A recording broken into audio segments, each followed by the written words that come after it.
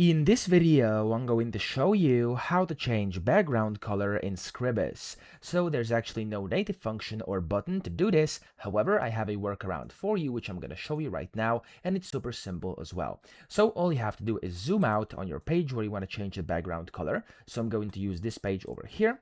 And then what you have to do is go up here to this rectangle shape tool. So I'm going to click on it.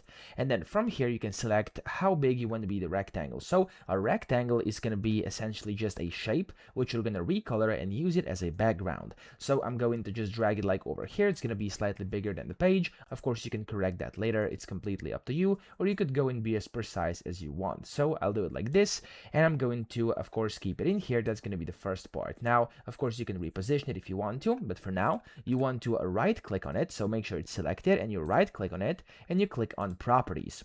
Inside properties, by default, it's going to be like this. So everything is going to be closed. You want to go to colors in here, and by the way, this window is going to be super small, so you can resize it like this on the edges. So go to colors, and then in here you can see fill or stroke. You want to select fill, and then from here you want to select a color. Now by default you may not see a lot of colors, okay? There may only be white and black. By default there actually are going to be only white and black, but you can add them the way I'm going to show you right now. So of course, if you have any colors in here you want to use, you can click on that color, and as you can see, there we go, it's going to recolor, and you've essentially changed the background color in Scribus. However, if you don't see your color over here, you have to do the following. So I'm gonna go out of here, and you want to go to edit top left, and then from here you can see there's going to be colors and fills towards the bottom. Click on this, and from here you want to click on solid colors and click on add. When you do this, you want to give your color a name. I'm going to name this one red. You can select the color and of course the color over here. So I'm going to just select this red color over here and click on OK.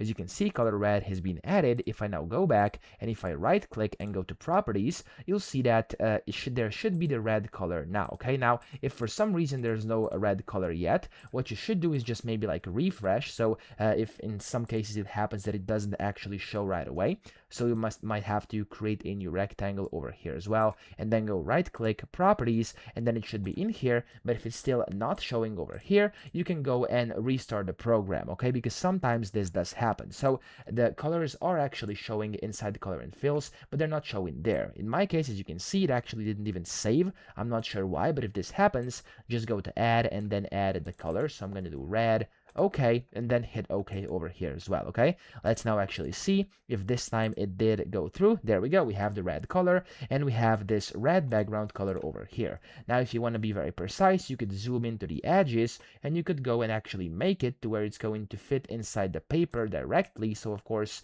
it basically fits your page exactly how it should be. So you can do this as well if you want to, if it's important to you, but if not, you can just leave it like it was and basically make it just like a brief background. Okay, so again, that's how you do it, and I hope this video helped you out. If it did, please subscribe to the channel and help me out as well.